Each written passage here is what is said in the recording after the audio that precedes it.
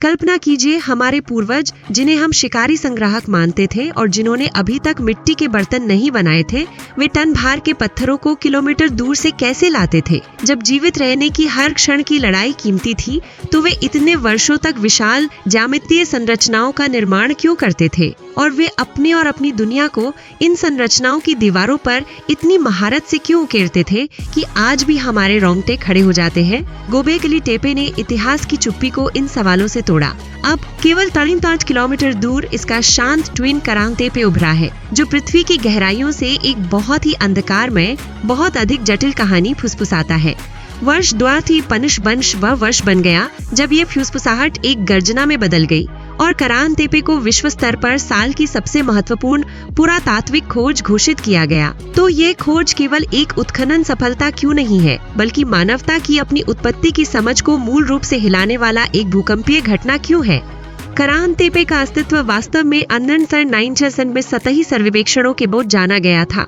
हालांकि इसकी असली पहचान डोराओनारे से इस्तांबुल विश्वविद्यालय के प्रोफेसर नेस्मी कारुल के नेतृत्व में व्यवस्थित उत्खननों के माध्यम से सामने आई, और खासकर दुकरसे टूर की मौसमों में मिली चौंकाने वाली खोजों से।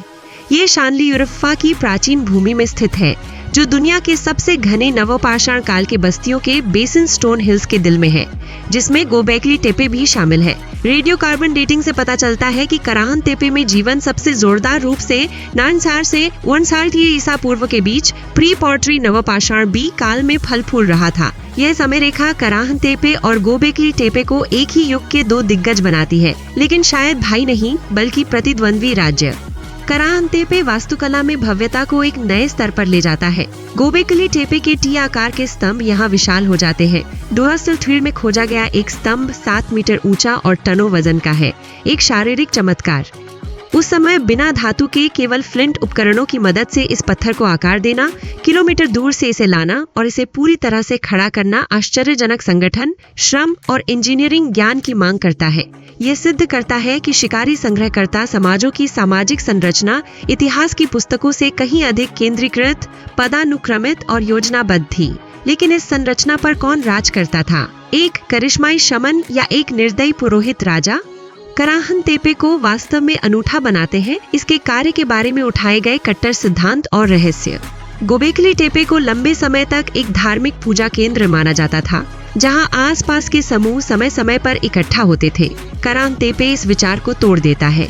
भव्य संरचनाओं के ठीक बगल में चूल्हे, फ्लिंट उपकरण कार्यशालाएं, खाद्य प्रसंस्करण क्षेत्र और आश्रय के अवशेष हैं। इससे करांग टेपे केवल एक मंदिर नहीं बल्कि पूरी तरह से कार्यशील, सतत आबाद प्रोटो शहर, एक नवपाषाण कालीन महानगर बन जाता है। यह एक प्रयोगशाला था जहां विश्वास और दैनिक जीवन, पवित्र और सामान्य मिलते थे और सामाजिक पहचान बनती थी। तो यह स्थायी बस्ती गोबेकली टेपे के आवधिक दर्शन मॉडल से अलग क्यों थी? कोई समुदाय इतनी विशाल निर्माण परियोजना के केंद्र में क्यों रहता? इसका जवाब पत्थरों में उकेरे संदेशों में हो सकता है। टुयाटुइफाई के उत्खनन मौसम की सनसनीखेज खोज एक विशाल स्तंभ था, जिस पर दर्जनों मानव आकृतियां उभरी थीं। ये आकृतियां एक दूसरे के बगल में घनीभूत होकर, हाथ पकड़कर या एक साझा धार्मिक क्रिया करते हुए दर्शाई गई थी। यह संरचना सामूहिक या समुदाय को व्यक्तिगत से ऊपर उठाती प्रतीत होती है, सामाजिक सद्भाव और एकजुटता का गुणगान करती है। क्या यह एक प्रारंभिक सामाजिक अनुबंध, एक साथ रहने की पत्थर पर उकेरी गई कसम थी, या किसी विशिष्ट कबीले या जनजातियों के संघ की शक्ति प्रदर्शन? एक और भयावह चित्रण है बिना सिर के मानव मूर्तियां। सिरों की जानबूझकर अनुपस्थिति प्रतीकात्मकता की ओर इशारा करती है। पुरातत्वविद तीव्र बहस करते हैं, ये मृत पूर्वजों की स्मृति में बने स्मारक हो सकते हैं। गायब सिर व्यक्तिगत पहचान से ज्यादा सामूहिक आत्मा को महत्व देते हो सकते हैं। एक अंधेरा सिद्धांत कहता है कि ये पराजित दुश्मनों या बलिदान दी गई पीड़ितों का प्रतिनिधित्व करते हैं। इसके अतिरिक्त जहां मानव और पशु, विशेषकर सांप और गिद्ध आकृतियां अक्सर एक दूसरे में उलझी होती हैं, वह यह दर्शाता है कि मानव और प्रकृति का संबंध केवल शिकार तक सीमित नहीं था, बल्कि रूपांतरण में विश्वास भी था। सांप पुनर्जन्म का प्रतीक हो सकता है, गिद्ध मृत्यु के बाद शुद्धिकरण का। यह संकेत देता है कि उस समय भी जटिल आध्यात्मिक अवधारणाएं जैसे परलोक और आत्मा की यात्रा अस्तित्व में थी। करांग टेपे की खोज ने शैक्षणिक क्षेत्रों में भूकंप ला दिया, जिससे चौंकाने वाले सिद्धांत उभरे। स्टैनफोर्ड विश्वविद्यालय के प्रोफेसर इयान हॉडर ने कहा, गोबेकली टेपे एक क्रांति थी, करान तेपे एक विध्वंस स्थल है। यह हमें न केवल ये बताता है कि वे क्या मानते थे, बल्कि उन्होंने समाज कैसे बनाया और शायद क्यों ये ढह गया। कुछ वैज्ञानिक करान तेपे को दूसरी पीढ़ी का केंद्र मानते हैं, जो गोबेकली टेपे के बाद विकसित हुआ। अपनी परंपरा को एक अधिक शहरी मॉडल में और केंद्रीकृत किया।